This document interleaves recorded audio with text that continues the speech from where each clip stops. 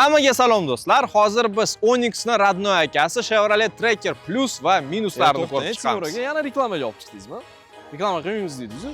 Hozir hammasini ko'rasiz, lekin bundan oldin Uzcars'ga obuna bo'lib turing.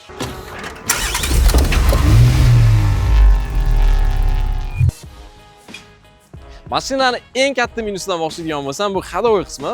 Hadovoy qismi shunchalik yomonki, siz mashinada harakatlanganingizda bamperingiz o'zingizga tushib qolishi ham mumkin. Undan tashqari mashinadagi hamma narsalar ham tushib ketishi mumkin. Bunga nima deysiz, Timur aka? Ha, mashinani hadovoyiga albatta savollar bor, lekin mashina to'liq международный standartlarga javob beradi. Bundan tashqari sotib olganingizdan keyin Piskentga borib tekshirib o'tirishingiz shart emas. Mashinani yana bitta minusiga o'tadigan bo'lsak, bu albatta kuchsiz motor hisoblanadi. Ya'ni Onyx bilan bir xil motor o'rnatilgan bo'lsa-da, lekin vazni Onyxga qaraganda ancha og'ir va drive xohlasangiz, haqiqiy bosishni xohlasangiz Onyx olgan ma'qulroq menimcha. Ha, lekin esdan chiqarmaslik kerak, bu mashinani kuzovi shahar crossover va ushbu avtomobilda 1.2 litrli 132 tot kuchiga ega dvigatel bo'lgan va shahar uchun bu juda ham ma'qul. Avtomobil Onyx Radnoy akasi deb bekorga aytilmaydi. O'sha yomon monitor, to'g'risi meni fikrim bo'yicha, o'sha koja yo'qligi salonda bitta ham joyga koja qo'yishgan ekan va yana bitta qiziq joyi LS Plus komplektatsiya olsangiz, siz start stop olmaysiz. Sizda kaltdan zavod bo'ladi mashinangiz. Ha, albatta bu mashina Onyx bilan juda ham o'xshaydigan joyi ko'p.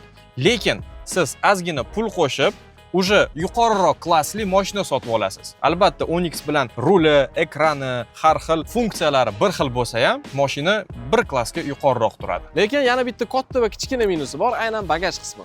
Misol uchun Cobalt'ga metan o'rnatdingiz, metan o'rnatgan paytingizda sizda bagajda juda katta joy qoladi, u katta joyga bitta oilani boqsangiz ham bo'ladi u joy o'zida. Trackerda esa holat unaqa emas. Metan joyladingiz, bo'ldi, joy qolmadi. Siz nima deysiz bunga? Trackerni bagajniki rostdan ham kichkina. Obyomi 390 litr, Onyxga qaraganda 70 litrga kamroq. Lekin bu avtomobilga metan o'rnatish juda ham katta xato bo'ladi. Chunki Trackerga faqatgina propan o'rnatish mumkin. Yana bitta katta minusi bu Galagen fara hisoblanadi. $15,000 ga Trackerga 10,000 so'm, 20,000 so'mlik lampochkalar qo'yib qo'yishgan. Lekin bu avtomobil egasi LED fara qo'ygan ekan. Ha, bu mashinaga shunaqa faralar o'rnatish bu g'alatiroq ish, lekin siz bemalol servisni sentrlarga borib alishtirib olsangiz bo'ladi.